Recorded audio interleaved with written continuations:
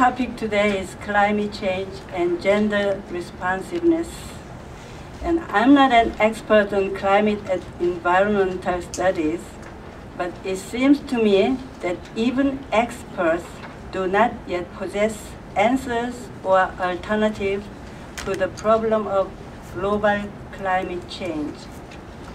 I believe that by the time of the Fourth World Women's Conference in Beijing, we sorted out most of the important women's issues raised since the first Women's Conference in Mexico in 1975.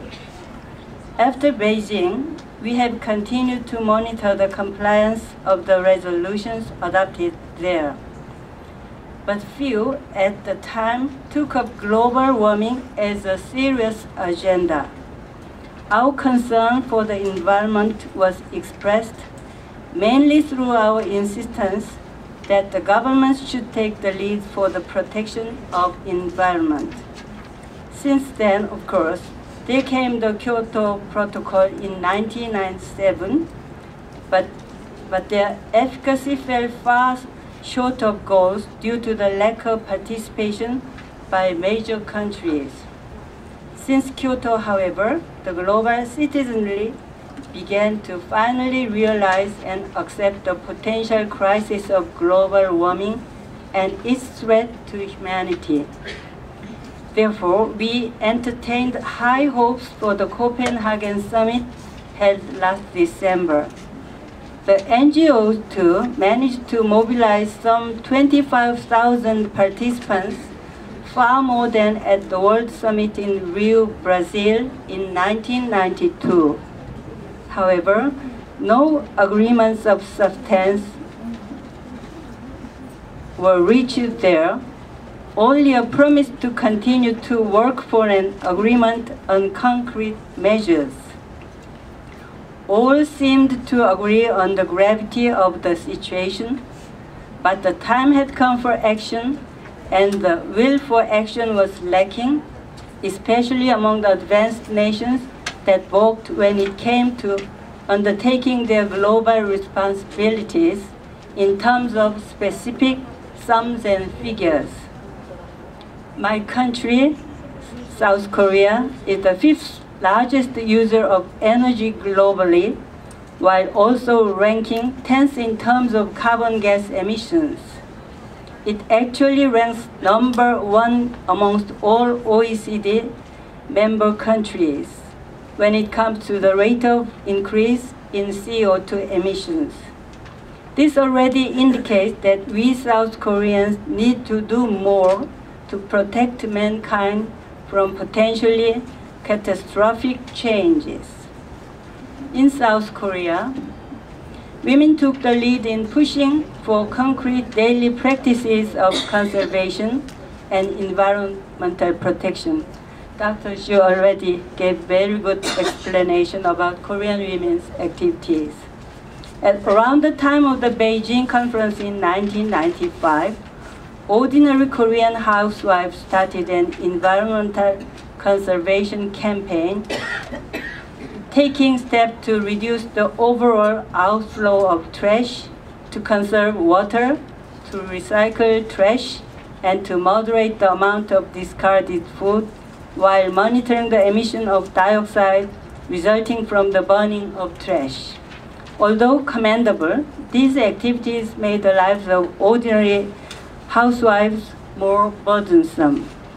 Moreover, they felt frustrated that their valiant daily efforts were on a small scale, insufficient to save the world. But the time has now come when everyone on the planet must act. All governments should pursue policies not only for the benefit of their own country, but to ensure the coexistence and the survival of all countries and their people. Governments must work with the business sector, the press, and the entire citizenry to pursue sustainable green growth policies.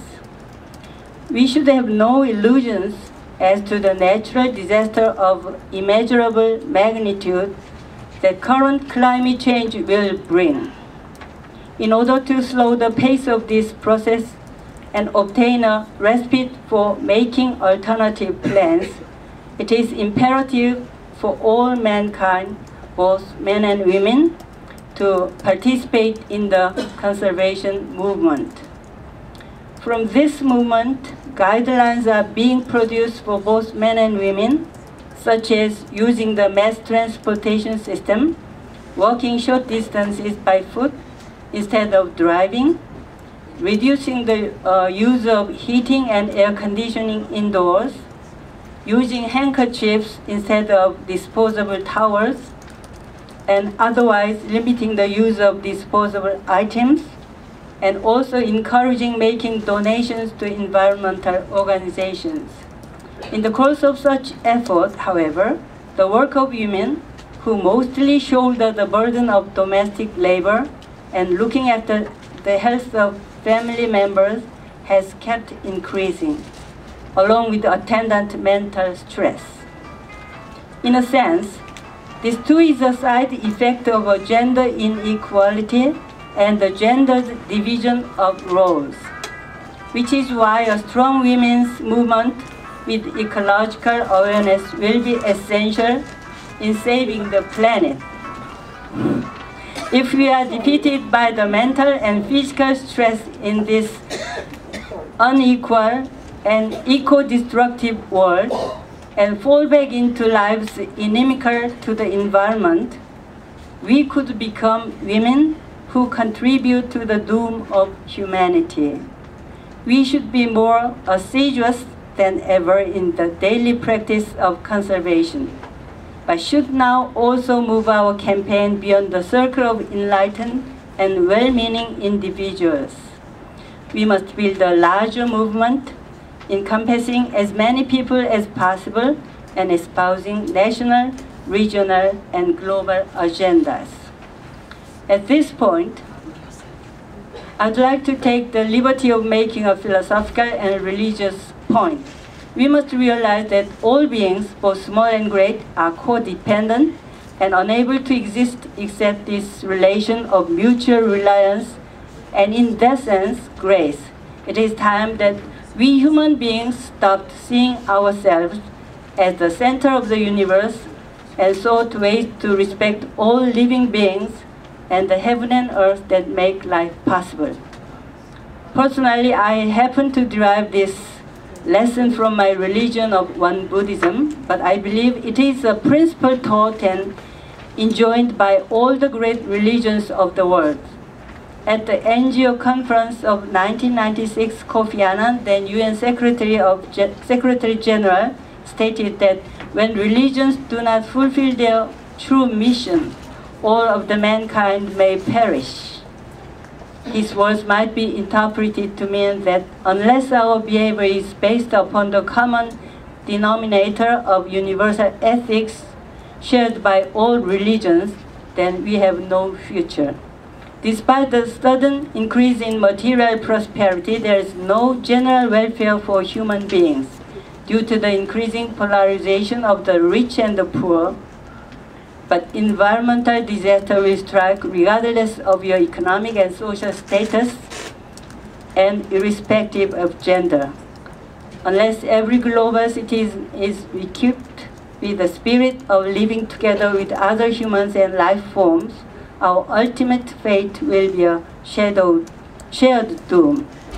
All civic and religious groups should take the lead to raise awareness on environmental issues and inculcate the sense of responsibility as members of the global community. Thank you.